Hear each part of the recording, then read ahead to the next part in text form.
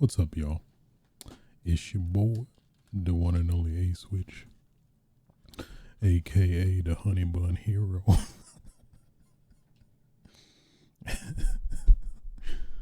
Aka who keeps sucking on my nipples at night. Aka the Komaki Tiger Dropper. Aka the Nigga Lip Master. Bringing you yet another episode of Switch's Sights, episode 180. I don't know why my voice sounds very weird. Maybe I'm just the volume is louder. Maybe that's what's throwing me off. I'm gonna cut that down a little bit.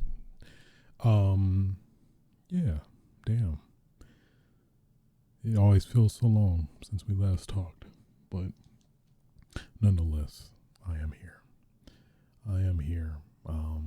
Man, what has happened? Well, many stuff is happening. What we got Armored Core 6 around the corner, just peeping his head out. Just wants us to play it.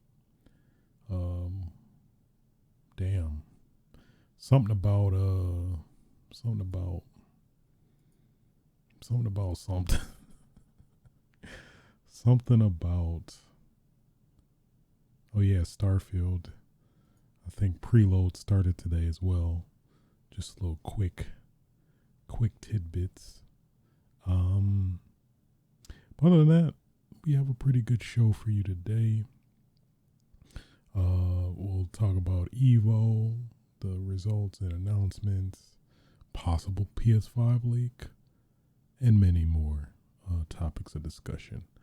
So, without further ado, let's stop the dilly-dallying and get right into it. So, first topic of discussion, EVO 2023, which transpired, was it 2 weeks ago, technically? Yeah, August 4th. Yeah, damn. Started last weekend. Well, not last weekend, but the weekend of August 4th, basically. So yeah, there was a lot of announcements. At least the competition itself was very interesting. I at least caught a decent amount, a little bit of Tekken, but mostly Street Fighter 6, which was some Street Fighter they was playing. That's for sure. Every damn match in at least top 6. It seemed like it definitely went to like, the ultimately last match of, each side is giving them out to each other, and then it was a lot of tiebreakers in terms of getting the final game match, if you will. But I dug it. Who was the winner, for, at least specifically for Street Fighter 6, was Angry Bird, which it seems like a lot of people were rooting for. I had no recollection of him. I was familiar with Mena, I think, who got second. Of course, Tokido, he was, I think, third, always sticking in there. But yeah, it was a pretty dope showing in terms of Street Fighter 6's first appearance. Not going back to some of the previous Capcom Pro Tour stuff, which I think there was at least one, I think it was Red Bull Kumite before EVO, but games like not even 3-4 months old yet, and yeah, that was a pretty impressive showing.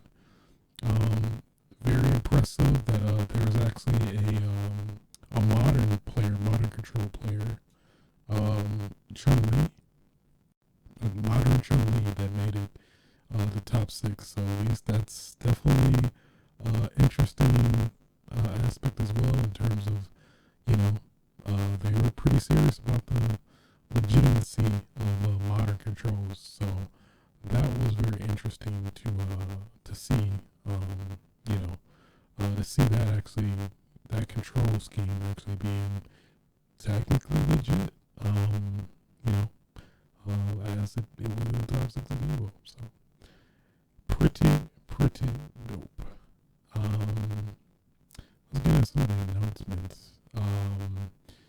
At least I think this was Saturday. Mortal Kombat 1. They showed a very impressive trailer with Reptile.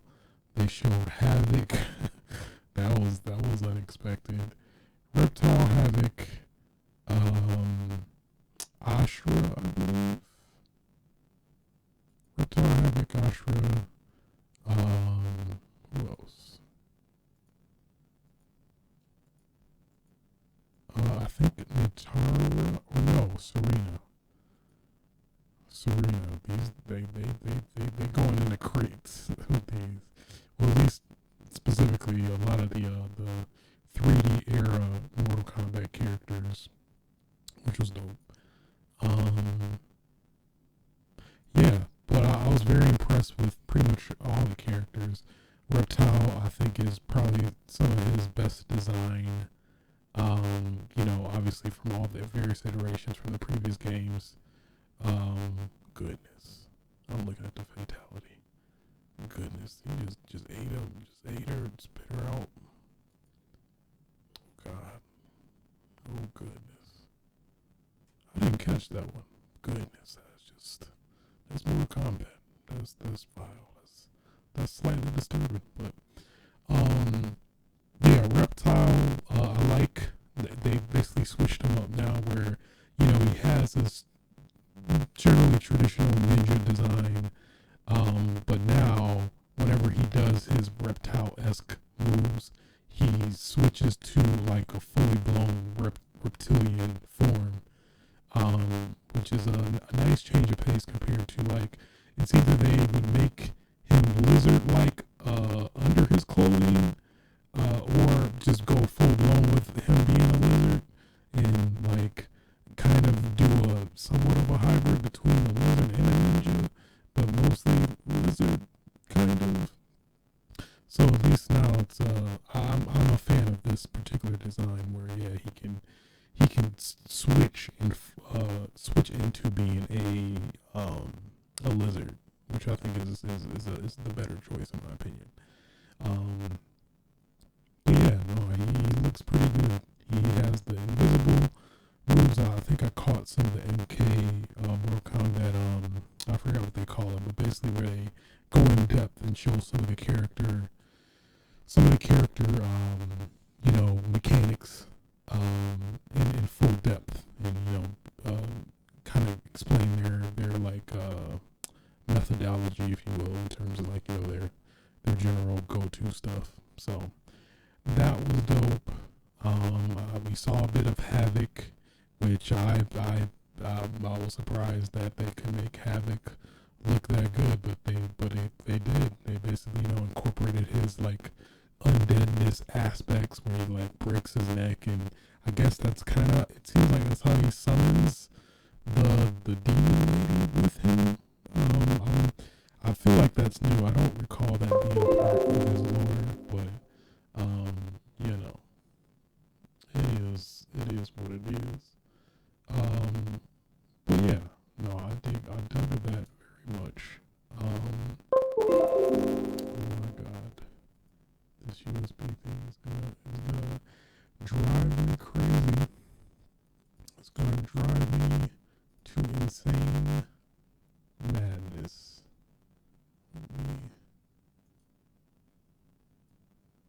Can I disable? Thank you so much. Yeah, so we saw a little bit of Ashra, who she was pretty cool. She got her. It seems they're doing a different take where she seemed to be purely holy, but now it seems she has two sides where she has holy and a demonic side, and I think they showcased that in one of the MK showcases where she technically has like stances basically where she has a purity form and a devil form, where a lot of properties of her moves change based on which stance she's in, which I think that's pretty dope as well. But yeah, I really dug her. Yeah, man, Mortal Kombat is looking good, that's always one thing that Mortal Kombat was good at with their marketing specifically. It was always just flawless, just flawless. So yeah, got some of the stages which are dope. I believe this is our first time seeing the Undead Forest, or the new iteration of that. I could be wrong, but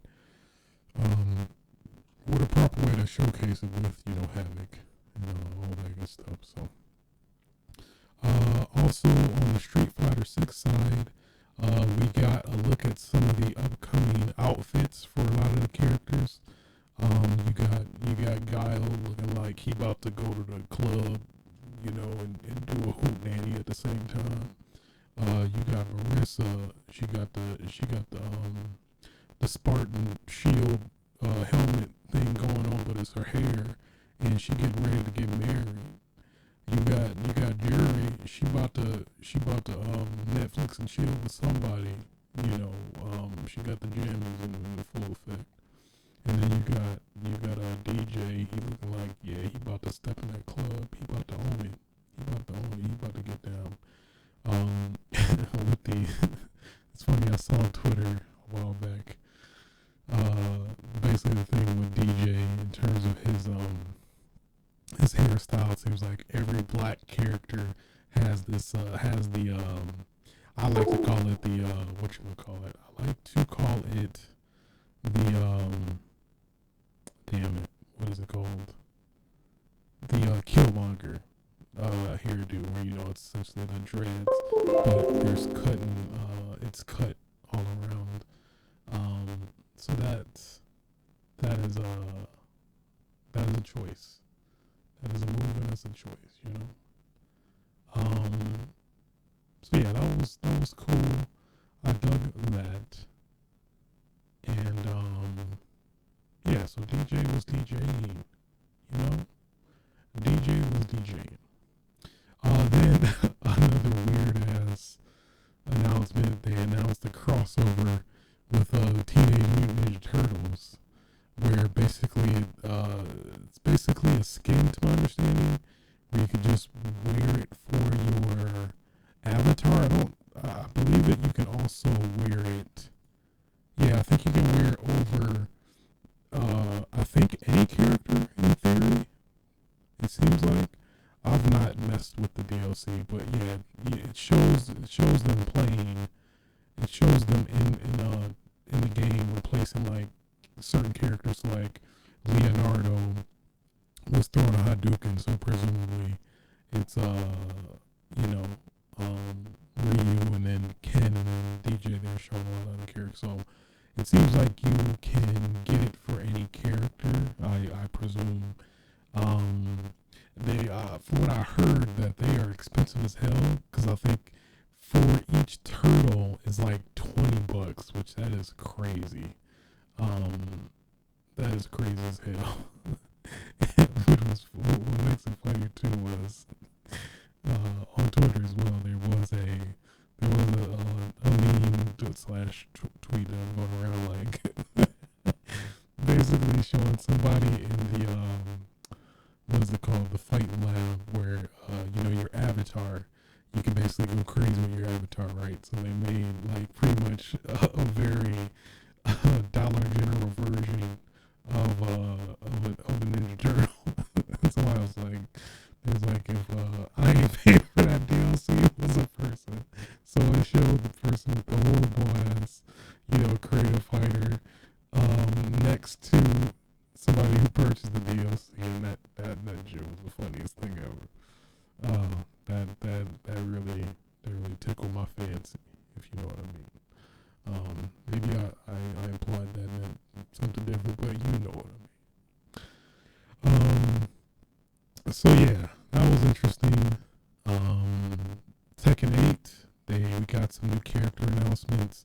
We got a brand new character, Azukina, where it seems her gimmick is very interesting. It's definitely, I don't think it's anything we've necessarily seen before. Apparently she does mixed martial arts. She loves coffee, and it seems her game plan is like a lot of parrying and like dodging, which that definitely piqued my interest. That's for sure. So we'll see what happens of that. Um, but yeah, we also got Raven. Raven just he back.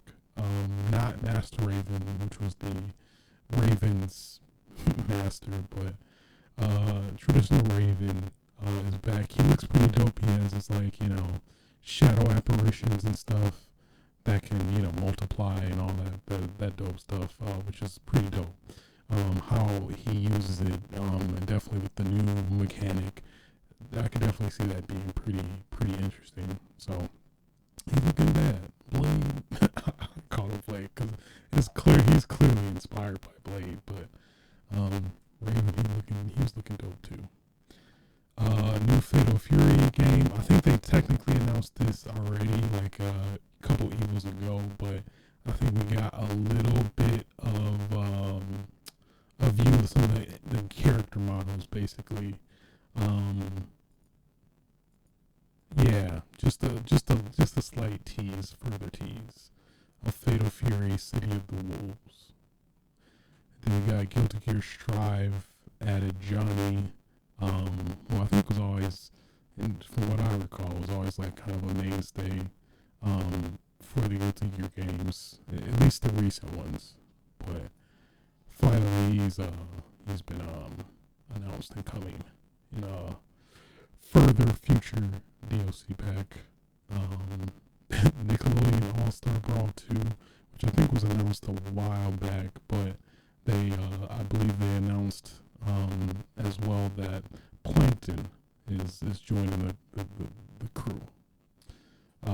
Killer Instinct for the Xbox is getting a like pretty big update, 10th anniversary update. We'll have improved matchmaking, 4K support for Series X and S, and I think just some general overall, typical, balance patches and stuff like that. So that's promising. A new character for Project L, Yashua. Under Night Ember 2 Sis Celeste was announced. Like, clearly, come on now. Like, Under Night Ember 2 Sis Celeste. Easy. Easy. But yeah, other than that, that's pretty much all of what transpired at EVO 2023. Good stuff. I dig it. I dug it. Moving on.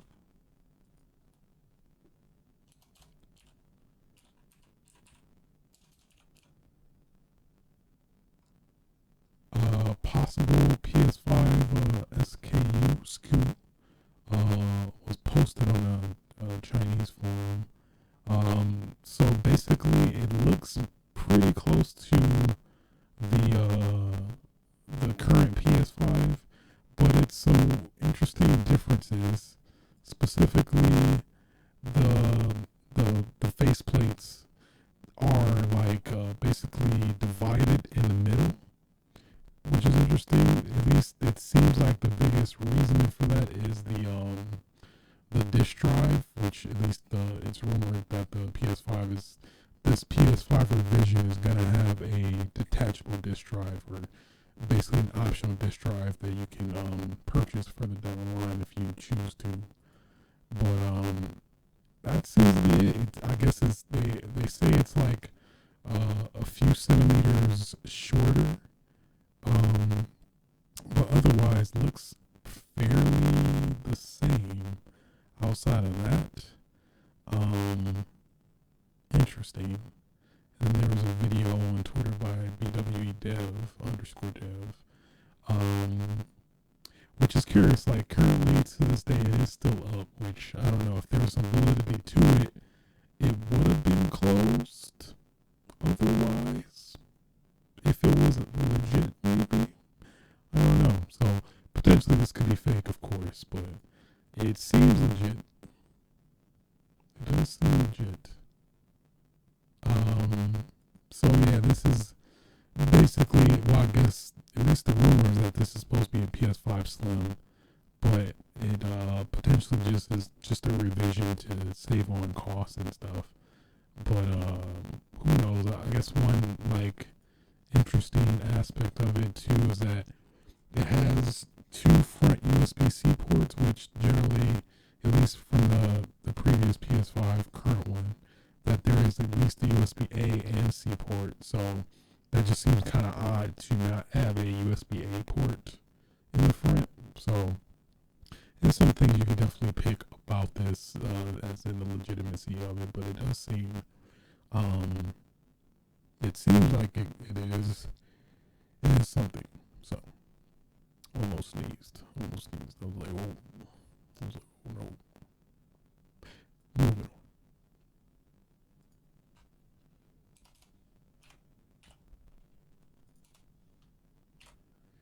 THQ Nordic had a digital showcase. Was it last Friday? Yeah, last Friday. Not really gonna go over all of the announcements, just some of the ones that did stand out. There's Alone in the Dark, but probably the most biggest one really is Teenage Mutant Ninja Turtles: The Last Ronin. I gotta do it. Teenage Mutant Ninja Turtles: The Last Ronin. I feel like I'm turning old or something. I don't know what's up with my voice, but nonetheless, Teenage Mutant Ninja Turtles: The Last Ronin, being developed, I think, by a new studio.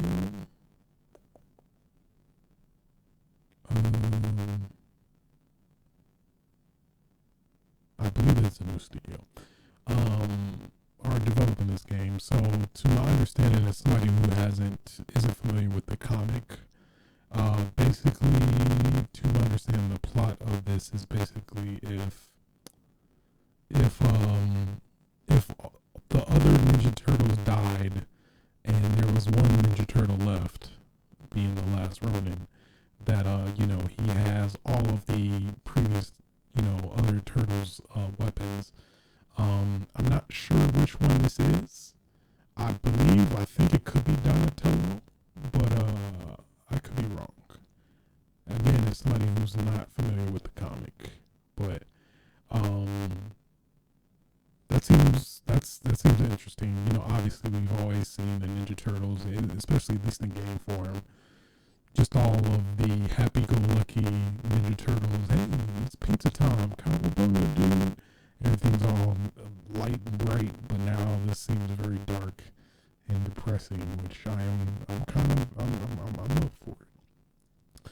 Part of me kind of wants to see the other Ninja Turtles get killed, because it's fairly evident that the turtles are dead, the other turtles. So I kind of would have liked to see some gratuitous death. I don't know, it's just random, I'd want, as somebody who's always seen the Ninja Turtles in a light, bright light, I think that would have been cool.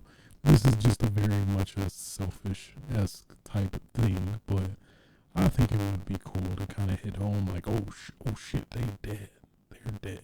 I guess they could do it in more tasteful ways to also imply death, but part of me kind of wants to, when I'm seeing just death, just die, just, in very, very, very, very horrible detail. But that's just me. I digress. But I'm very much interested in this plot for sure. Sign me up. Coming to PC, PlayStation 5, and Xbox Series X and S. So there you go. Moving on.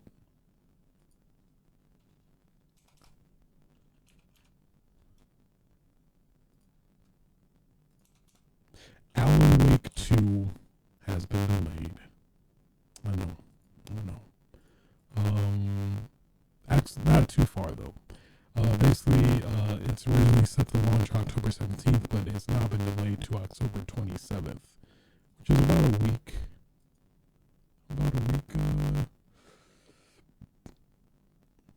Yeah, just a week delay. So, not too bad.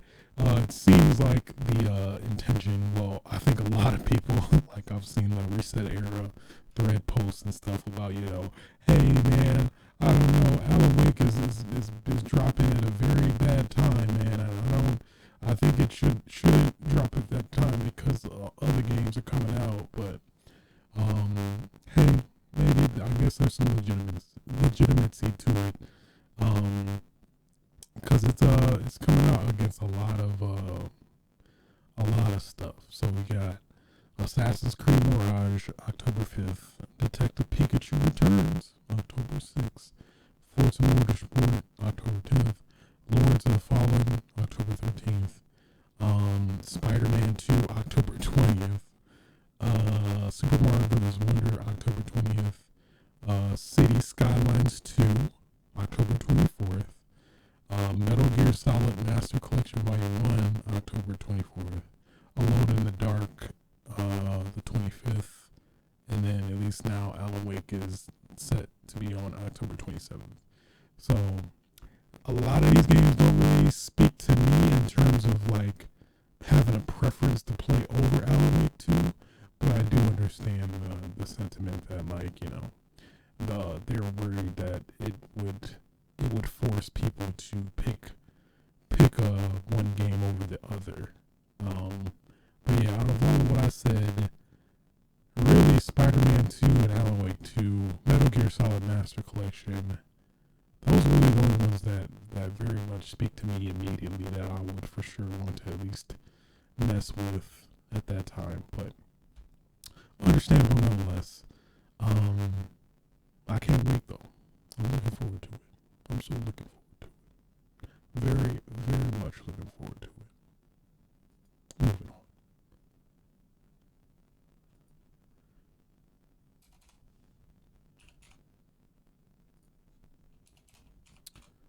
Rockstar bought cfx.re. These are basically the developers behind 5M and Red M, which is basically the role playing GTA mods that you probably see on Twitch and whatnot. They are officially part of Rockstar Games, which is very interesting and for a lot of reasons. I'll read the formal announcement. Today, we are proud to announce that cfx.re, the team behind the biggest Rockstar role-playing creator communities, 5M and Ram, are now officially part of Rockstar Games. Over the past few years, we've watched with excitement as Rockstar's creative community have found new ways to expand the possibilities of Grand Theft Auto 5 and Red Dead Redemption 2, particularly through the creation of dedicated roleplay servers. As a way to further support these efforts, we recently expanded our policy on mods to officially include those made by the roleplay creative community. By partnering with the cfx.re team, we will help them find new ways to support this incredible community and improve the services they provide to their developers and players. So, pretty dope. At least that was definitely gonna lead me to thinking that they would this is gonna drive me crazy. What are you doing? Stop it. Just stop it. Just stop it. Just stop what you're doing. Just stop it.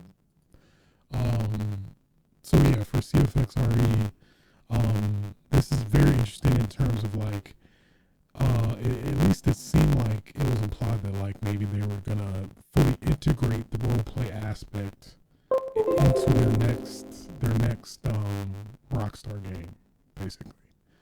But at least it seems like that they're just gonna maybe keep it separate and optional for people, or I don't know. No, because it's like it's bought from them, they're definitely gonna get that money. But maybe I think they're just gonna make it more accessible in terms of for people to do that. So that makes sense. I mean, technically it could possibly be implemented into the game itself in general. Some way. Maybe, I hate to admit it, they might try to nickel and dime you more, but hey, what's their GTA Online subscription thing currently. If you subscribe to this, you get the role playing package or whatever, and are able to play. That's the only way you can play the role play stuff. I can unfortunately see that for sure happening. I would not want it to, but I can definitely absolutely see that happening. But I think maybe technically this is for those that want to do that. I've yet to ever experience or play the role play side of it of GTA Online, but I have seen kind of the concept, and it does seem cool being able to just role play into a community, which I think at least now them developing GTA 6 with this in mind, I think that in general could lead to some interesting stuff. Depending on how they implement it, I don't know. It could go both ways. They could just let them do their thing and just support them as best they can, but the money ultimately comes to Rockstar. Hard to say, but I think it is a good thing that happened. It feels like, at least for now. Could totally regret what I said, but yeah, I think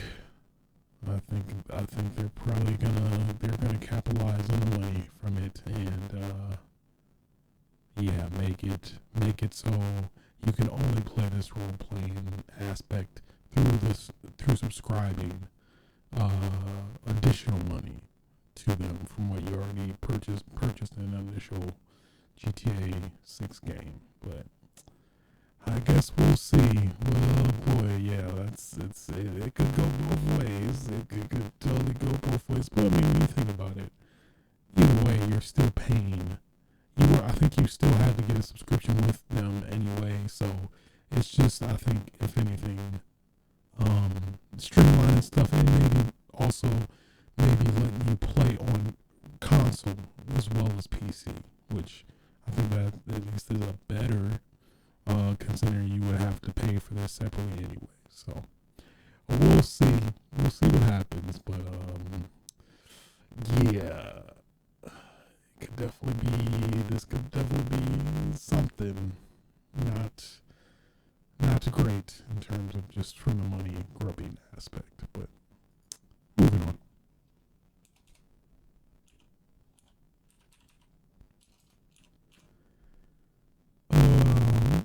The Xbox 360 store will close July 2024, unfortunately. But you can keep playing your favorite games. Apparently backwards compatibility isn't impacted, so at least what I interpret from that is that if it's a game that is backwards compatible on the Xbox that you can buy from the Xbox Series X store, that's still okay, but just that if you're on at 360, you can't purchase it anymore. But at least with what at least most stores are doing now that are closing, like PlayStation and stuff, you can at least still download the game and access it that way. So you still have access to the game in that capacity if you purchased it. It's just that you cannot purchase games going forward in terms of going to the store and casually just looking, even though, understandably it's been a fair amount of time that's passed since then. But, so yeah. Bit of a bummer. I guess just now the pressure's on to get some of them games. DLC that's exclusive before that runs out. Is probably the biggest thing I got from this. Multiplayer games will still work even after July 2024. Still be able to play games, connect with friends from multiplayer on the games you purchased, as long as the publisher still supports the online servers.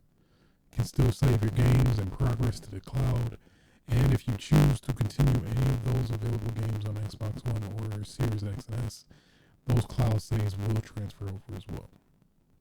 So, and yeah, back to the backwards compatibility. There's no impact to purchasing and playing backwards 360 titles.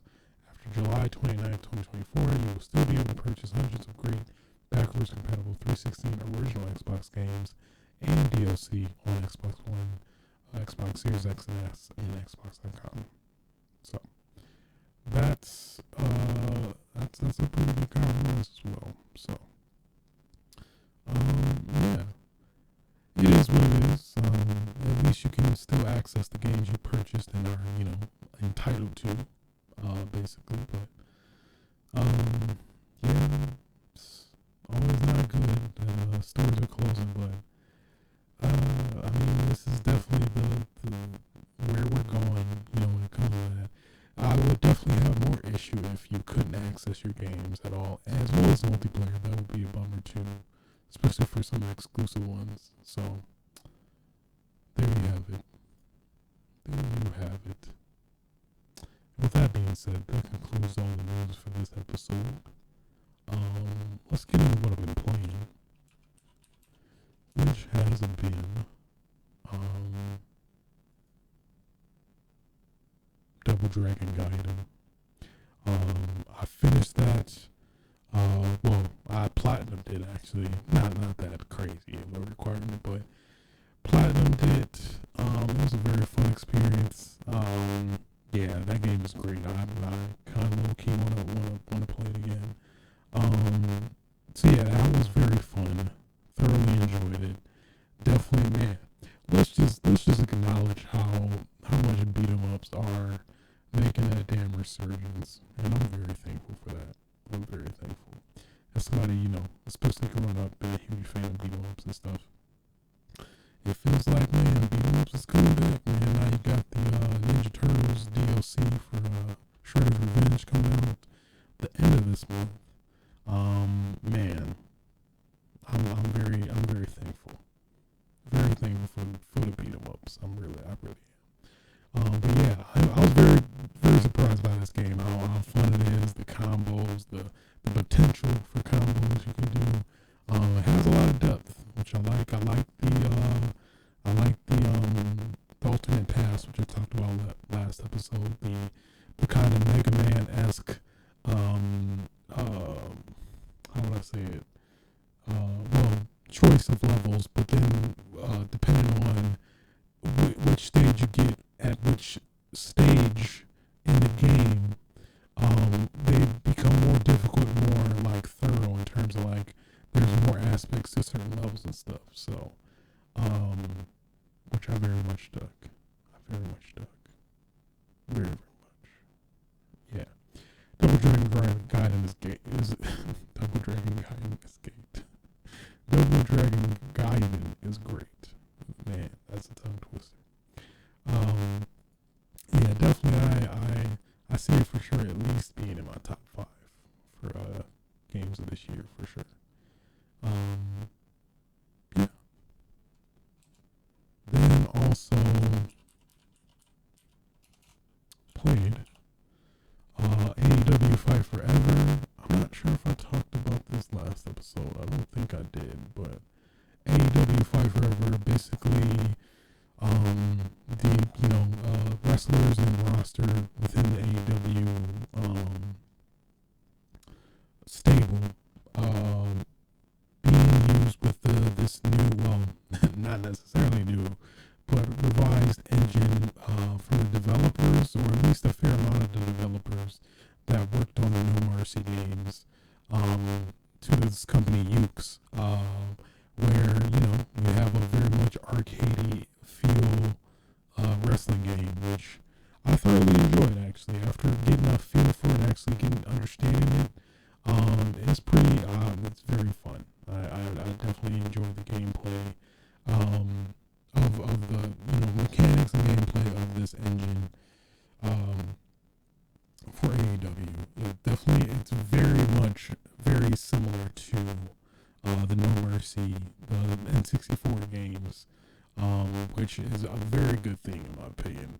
They definitely expanded it a bit, that there's a lot more incorporation of the new controls scheme since the N64, which is dope. A lot more depth when it comes to that too, but very much similar to the N64 games in terms of, the mechanic of, having a meter that is based on, charisma and momentum. I think that's the general, that's the official terminology for it. But the momentum, where you get hyped up, you taunt yourself up, and then you get a special, land the special, then they're in danger, and then they're at risk of, you can pin them and all that stuff. So pretty much all of what was in the N64 games has translated.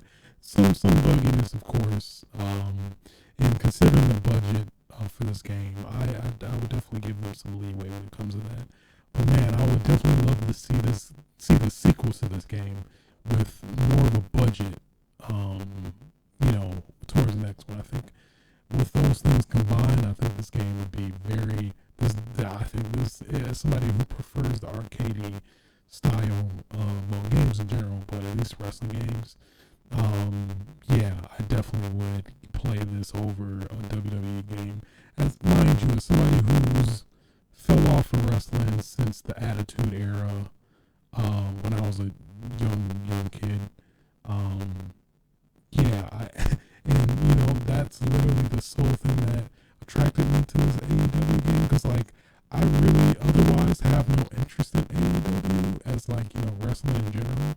I just go where the fun is at when it comes to that. But at least for this game, yeah, I feel like, man, I'd love it to be WWE, but I mean, hey, I'm fine with AEW. And then, there are a lot of wrestlers that previously, at some point in time, used to be with WWE that is with AEW now. He's currently, you got Jim Ross, the announcer that used to be, of course, with WWE for the longest. Sting, I believe he had a stint in WWE at some point. I could be wrong about that. Taz, who I think is an announcer as well. Some other various wrestlers that don't come to mind, but nonetheless, yeah. So I thoroughly enjoyed it. I played I fully completed I think Road to Championship mode or something. Basically, the story mode for the wrestling game that I played, which was fun. Thoroughly enjoyed it. I lost my last championship match. I was low key kind of upset about that. I was like, damn it, I should have. A part of me wanted to save scum, but I think I passed the point where I could not have. So that stung a bit. So they took my last match. They took my championship belt. It was unfair. It was like a four-way match, but the mechanic was whoever pins the person first wins. So you could be distracted, knocked out, and fight another person. But if the other two people, whatever person pins that person, and you don't break it up from them, then they win, which I'm not necessarily a fan of, and that is in of itself why I lost that match. But it's okay. I was I was defeating everybody else. I think I had a 20-5 career record at that time, so it's cool. It's all right. I mean, I'm gonna get my lick back eventually. What I did do to kind of appease and put myself at ease, if you will. There's a setting in the game where you can basically allocate who is champion of each title in the AEW apparently. And I just put myself for pretty much everyone I could, but the women's championships and stuff like that. So I was like, and then I had one match, I think it was Chris Jericho who won. And I was like, you know what, I'm gonna beat his ass. So came out with my 4 championship belts, beat his ass, and I was like, okay, that's what I needed. That's what I needed. So yeah, it's very fun, very fun game. I love to see it in multiplayer in full effect. That'd be fun. But overall, I feel like it has a lot of potential to be even a better game than it is. I think it's just they didn't have the budget, because I think AEW themselves paid for it. In terms of allocating everything when it comes to that. So I think if they had more money, I think this would definitely be a phenomenal game, in my opinion. So AEW Fight Forever. I was very surprised. I thoroughly enjoyed it. Also played Like a Dragon Ishin. So I think this came out like February this year. I don't know. I was like, I technically played it before because this game originally came out in Japan exclusively. I think in 2014, 2015, and I imported it because I was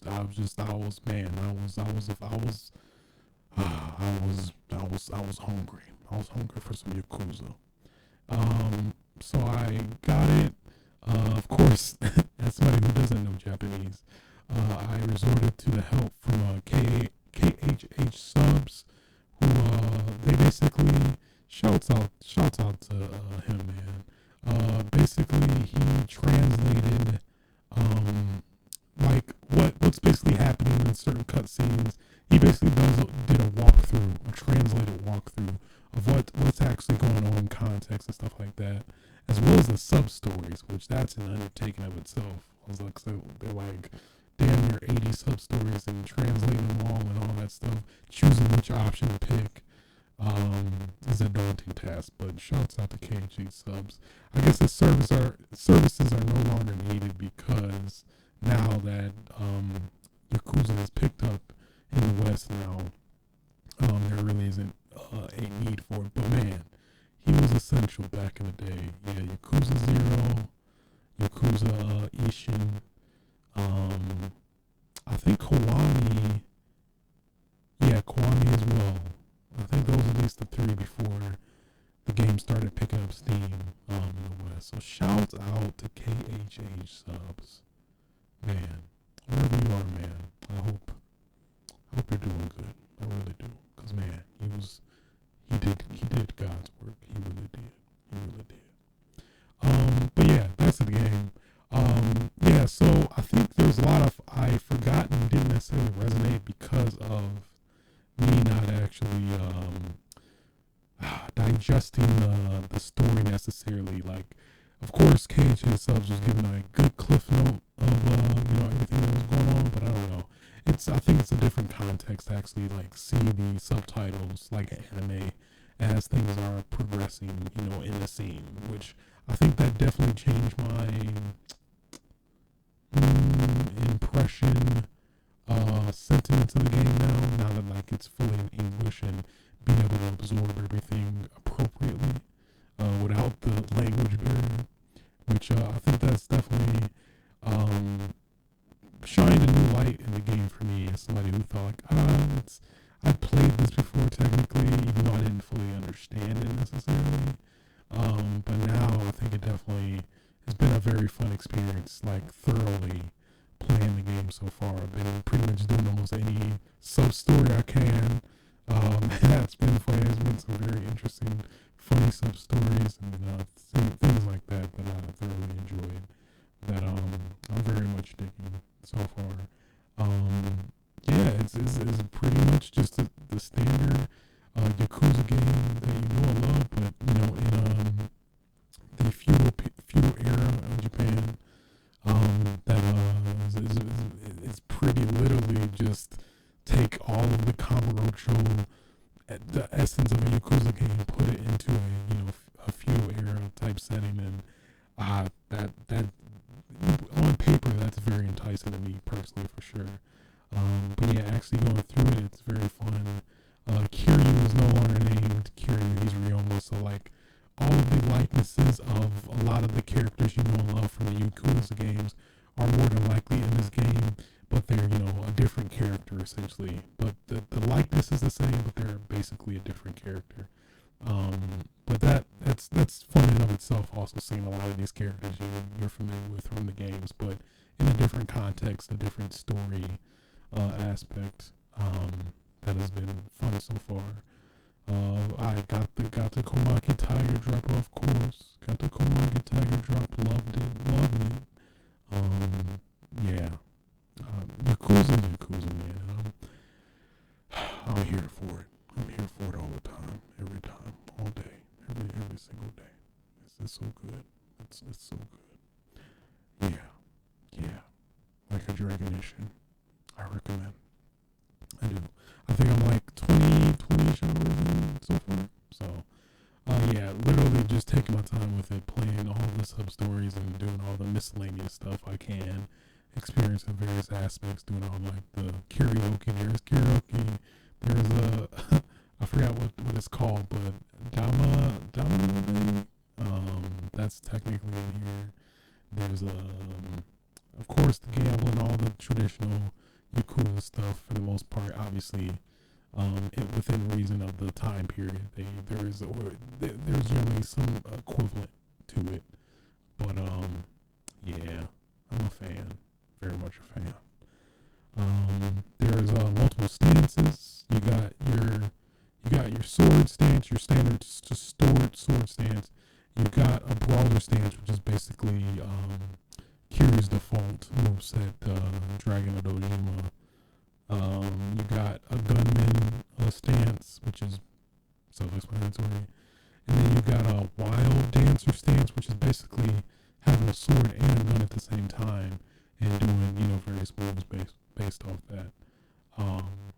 But yeah, that's interesting. You can, I've seen in the tree, which was always kind of my gripe with some of the other games, that you can like switch styles on the fly.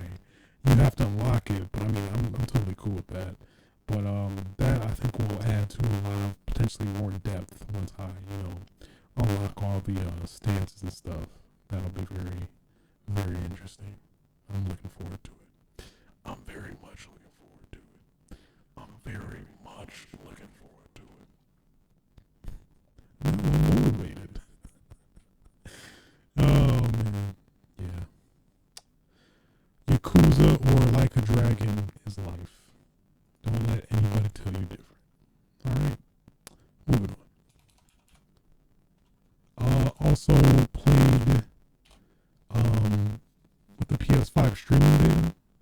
So basically, I got into the PS5 firmware beta, which tested some of the new features like Dolby Atmos support, vibrating menu navigation, DualSense vibration, navigating through menus, some other stuff that does not come online. But they provided an additional beta. I think this only goes to PlayStation Plus premium users, some that are in the beta, to my understanding, which is the PS5 Streaming Beta, where basically you are streaming the PS5 games, which I guess that's not been a thing yet. I thought that was, but nonetheless. Basically mess with a couple of the supported games they had out. What were some of them? Mess with Returnal, which was it was very surprisingly responsive. Again, it's somebody who has like multi-gig internet up and down as context, because I think your mileage may vary when it comes to that based on your internet speed. I think the minimum is like 3 megabytes down and 3 up or something like that, but I think you definitely want more when it comes to that specifically. But yeah. What else? Damn it. Something about something. Oh yeah, so Returnal was very surprisingly responsive. Quality-wise, it looked actually pretty good for the most part. There were definitely some points in the game where you could definitely see some artifact and stuff, but otherwise, it definitely looked very good for streaming PS5 games. And that's another factor too, is that this you can actually stream gameplay in 4K, 1440p and 4K, which is kind of unheard of as far as previous streaming options have gone. The most you generally are able to get is 1080p 60, but now, yeah, literally 4K 60, I was able to stream, and it was pretty fun. I thoroughly enjoyed it. Played with God of War Ragnarok a little bit to get a feel, and at least, yeah, for me, the controls felt very, very responsive. Like, dare I say, very close to like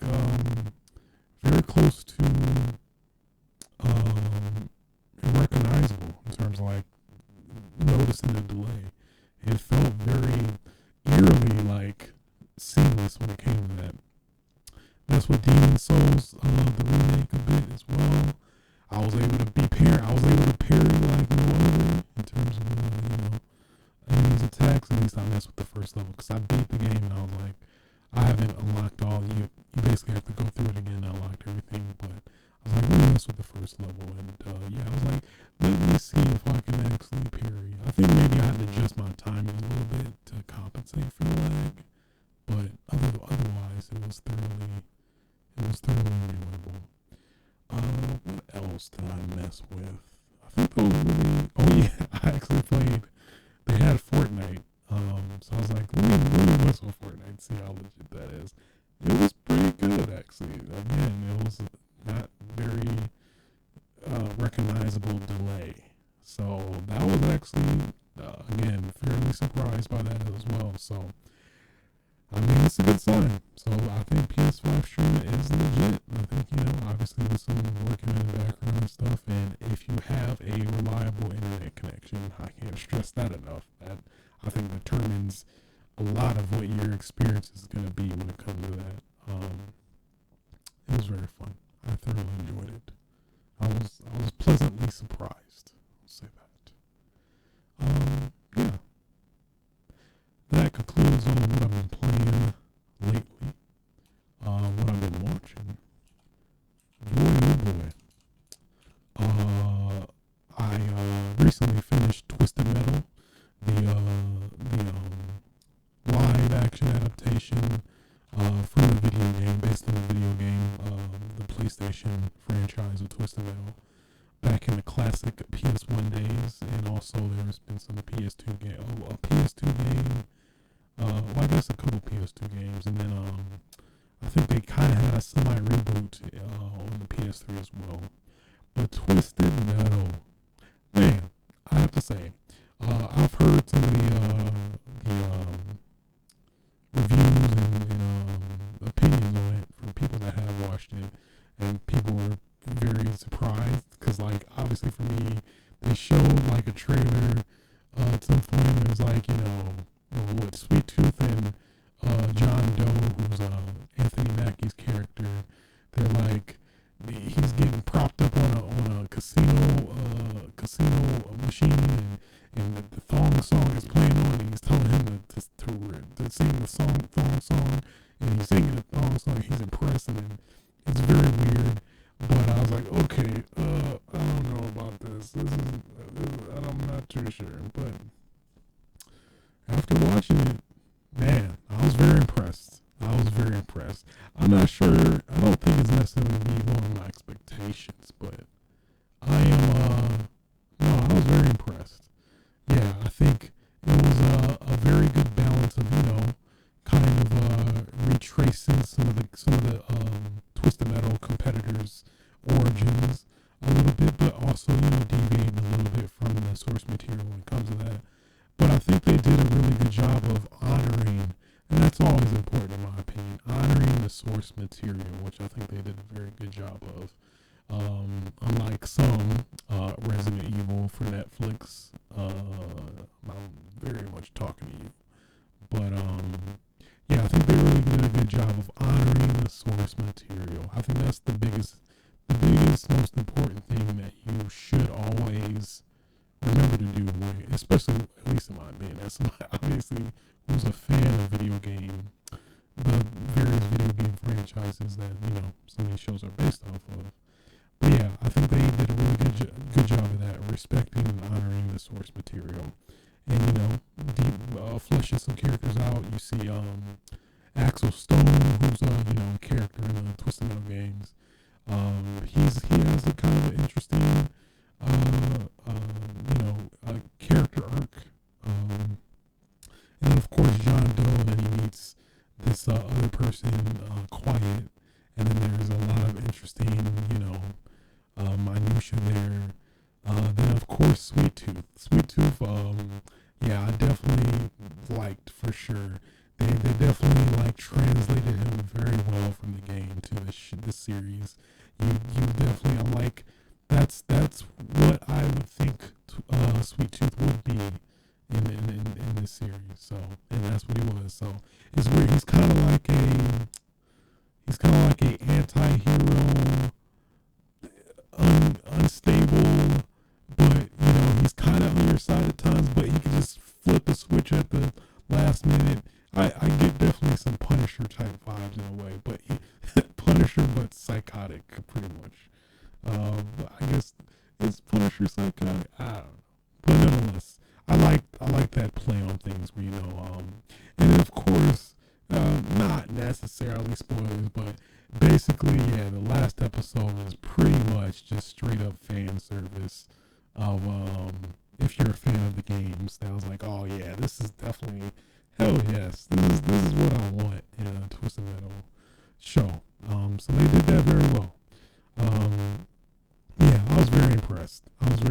My expectations were low. I'm like, I'm not gonna watch it. But yeah, no, the reviews definitely. I was like, okay, let me give this a shot. And thoroughly impressed. They definitely set it up for another season. I'm tapped in. I'm tapped in. I'm not yet familiar with Peacock otherwise if it wasn't for this show. So, yeah, Twisted Metal, man. I recommend. If you're a fan of the games. I guess I'm not sure if you're. No, I think if you're not a fan of the games, I think you still can enjoy it too. I think, but if you are a fan of the games, I think you definitely get much more enjoyment out of this for sure. So, yeah. Outside of that, that's pretty much all I've been up to when it comes to that. I mean, we got Blue Beetle coming out tonight. You can catch that. But otherwise, I think that will do it for this episode of Switching Sites, episode 180, August 17th, 2023. If you did enjoy this show, feel free to like, rate, subscribe on various podcasting platforms. You can catch me record this live on Twitch TV/Switch, generally Thursday evenings. You can also catch the archives of this podcast in video form on youtube.com/aswitch. But yeah, until next time, y'all, get your damn game on. Feel free to fuck. Oh, yeah.